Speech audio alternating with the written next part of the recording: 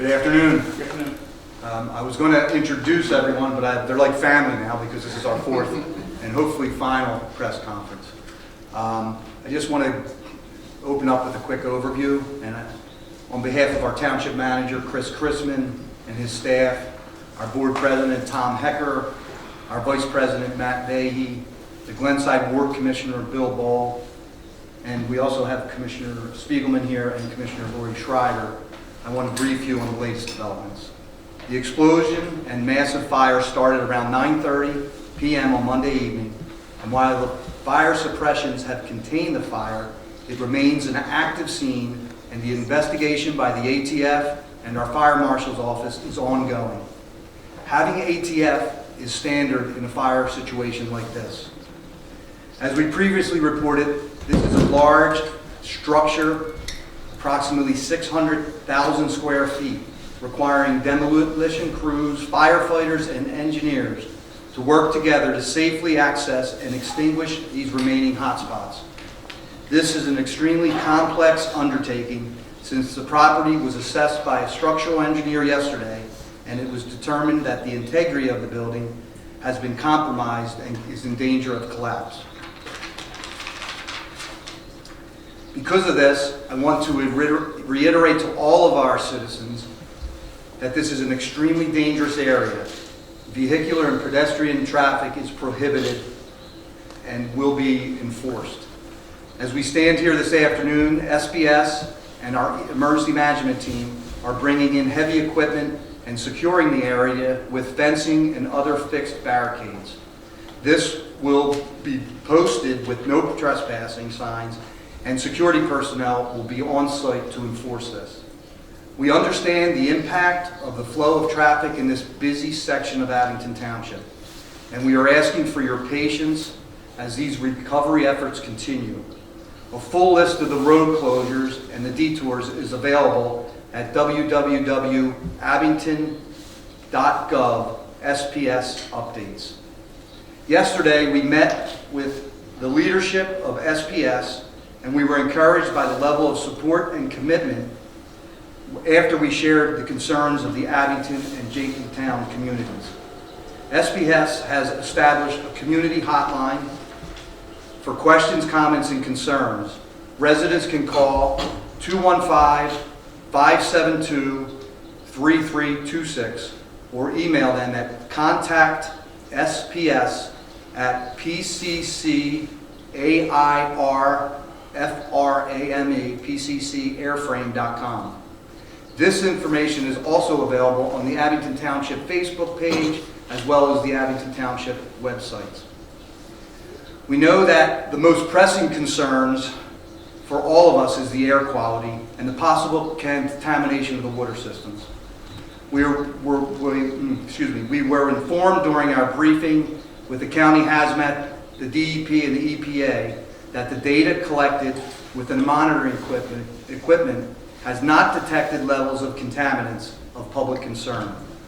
Additional monitoring equipment has been placed on site at several locations throughout the area by EPA and a third-party environmental consultants. Any other questions regarding water and air quality readings should be directed to the PA Department of Environmental Protection. Aqua Water has also advised us that there was no risk to the drinking water. We also learned from SPS representatives that most of the chemicals were stored in a separate building that was not impacted by the explosion or the subsequent fire. Thanks to the great work and decisions made at the onset of this fire, these chemicals were not involved. I don't think this can be understated. Once the initial response and rescue efforts were over, our volunteer firefighters strategically targeted these adjoining buildings where these chemicals were stored to prevent the fire from extending. The tactical response by our firefighters prevented what could have been a mass casualty incident. SPS is currently moving all of these chemicals off-site. We also understand that there are many citizens who are concerned about the debris and other particulates on their property or in the area of their homes. Because of this, SPS Abington, and mostly Jenkintown is dealing with this. Emergency management operations are coordinating our response to provide the necessary resources to mitigate these conditions. And I know people are reluctant to do this, but we're asking you to call 911. It's a non-emergency number also, and it will directly get the resources out to your property, so our fire marshal and the ATF and others can consider that for evidence. Finally, I cannot emphasize enough the incredible work done by our firefighters, our hazmat crews, emergency management professionals, our partners in the DEP and the EPA and the ATF.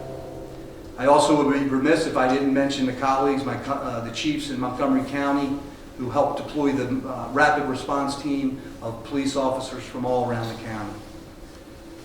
While their work is not finished down in this area, the recovery will continue for many weeks.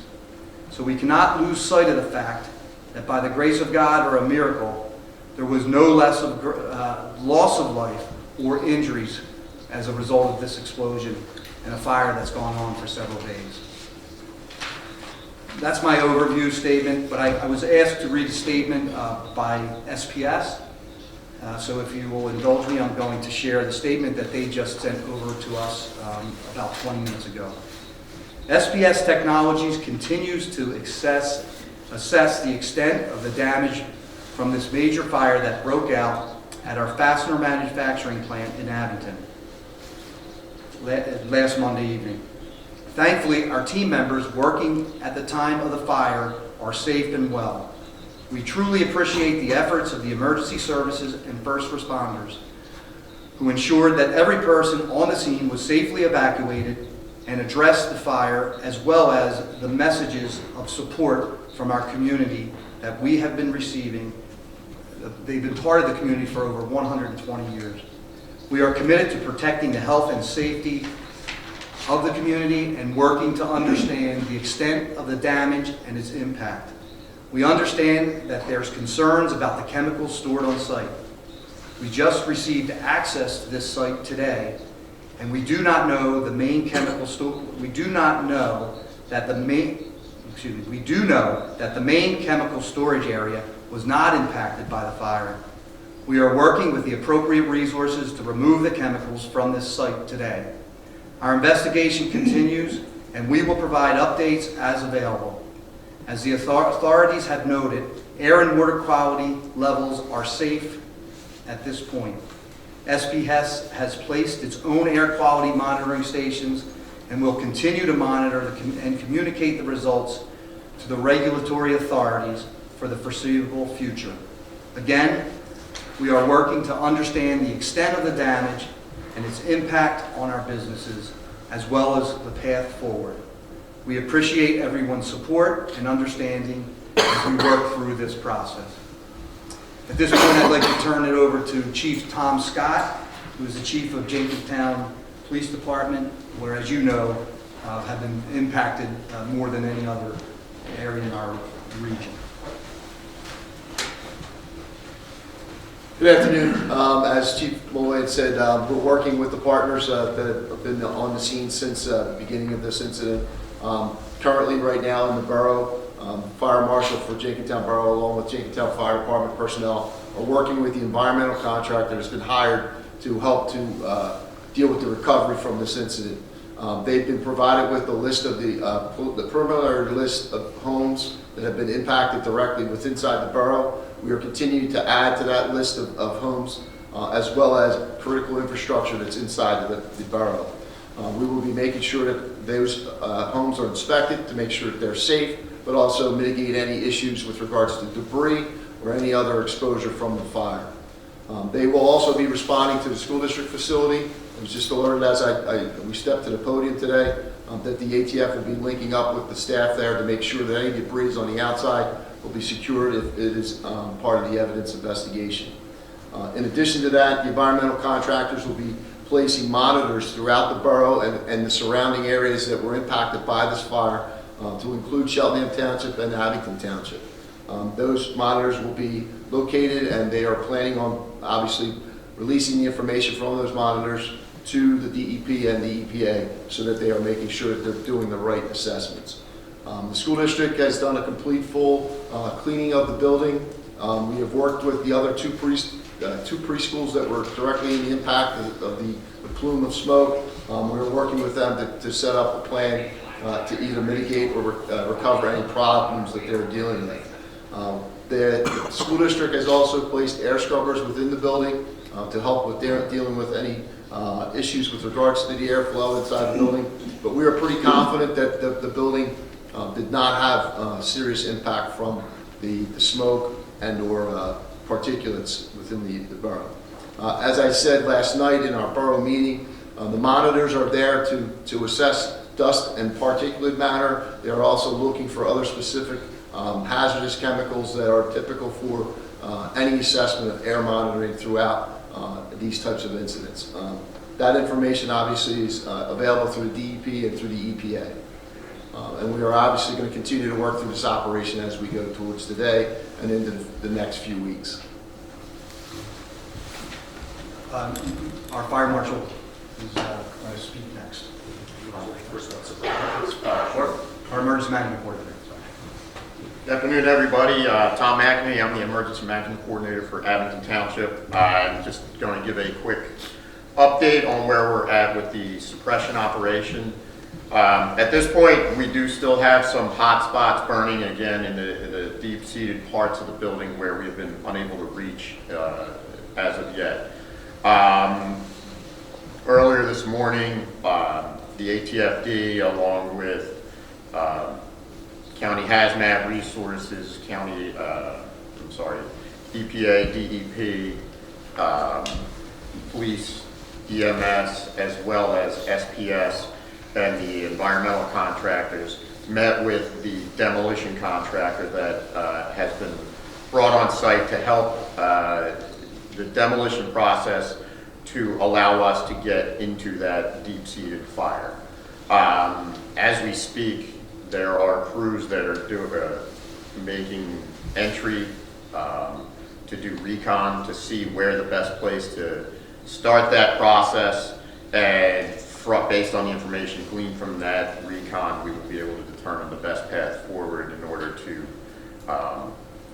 finish extinguishing this fire, and then at that point it will transition from a fire response to SPS's recovery efforts, which will continue to be monitored by our own agencies, Abington Township Fire Marshal, as well as all of the other outside partners, the regulatory agencies, to ensure that as this process moves forward from the ongoing incident to the recovery effort, that all monitoring is being done and everything is being kept safe while we mitigate this hazard. So at this point, I'll hand it off to Chris Platts, our fire marshal, who is going to give an update on the investigation process.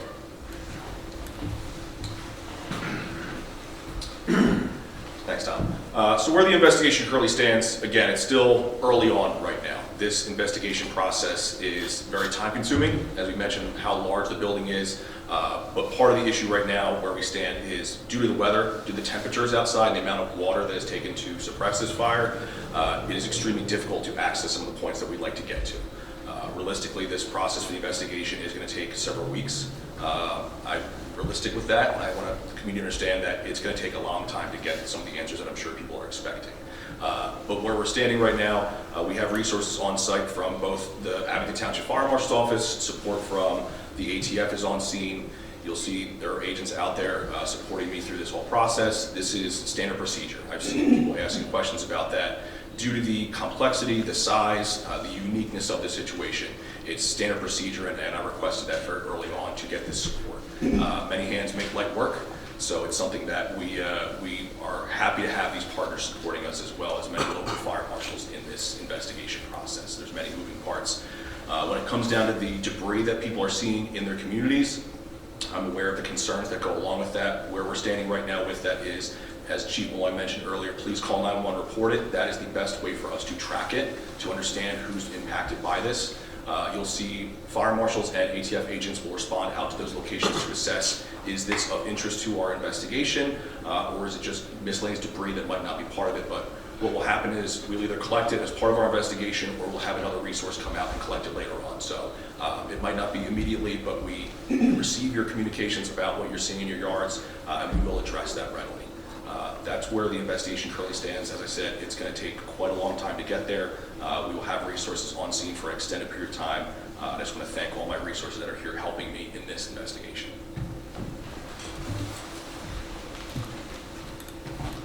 Just one thing, and I don't want to lose sight of. The air quality and the water is safe.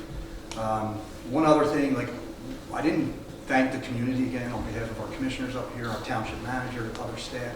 I think our team did an amazing job communicating, and there were some trolls out in social media always with conspiracy theories or otherwise criticizing the work that we do. But honestly, been around a long time. I've heard from colleagues all over about the number of communication, emails put out, and I couldn't be more proud of the work and what we were able to share. As you know, it's challenging, but we have an obligation to release as much information as possible and to be as responsive to our community, and very proud of the work that's being done here, and really focused on the gratitude and all the great message of support that we have from this wonderful community. So we're blessed to be working here in Abington. So I thought that was important to say. Do we have time for questions? Okay. Any questions? Okay. I spoke with a gentleman who said he did what you guys told him to do. He called 911. No one has responded. A neighbor was told that they can go ahead and pick up any debris. What are you telling people? And he's afraid of asbestos. So we are recommending that they not touch it, that they do call us. Please be patient. We have a lot of firefighters and others that have gotten very little sleep, but we're going to a deep bench and we're making sure that we're responding and cataloging each of those. So it's important that they not touch them. It's okay to put on if people wanted to put on protective equipment and move it off a car or something like that, but we're recommending allow us to do that. I know you mentioned that crews are assessing the demolition process. Do we think it's going to start today, maybe later this week? What's the timeline for that? So they're doing the recon, like I said, as we speak. And at that point, I think we'll have a better idea. The goal, if you were to ask me this morning, I would have said, yeah, I think we'll be able to but it'll be all based on that recon. Because the other side of this is, because it's not an immediate, there's hot spots, but it's not burning out of control and things like that.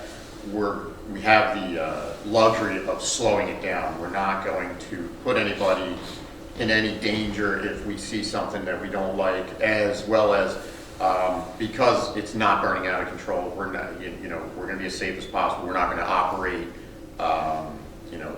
at night doing demolition and things like that. So, we are kind of held to the daylight hours. So if we can start today and everyone feels comfortable, we may start that operation today.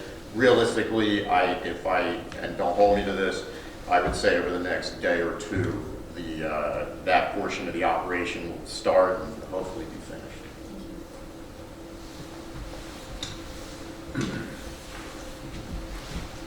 See what I mean about how transparent we are? You don't have any questions left. We gave it all to you. All right. Thank you. Take care.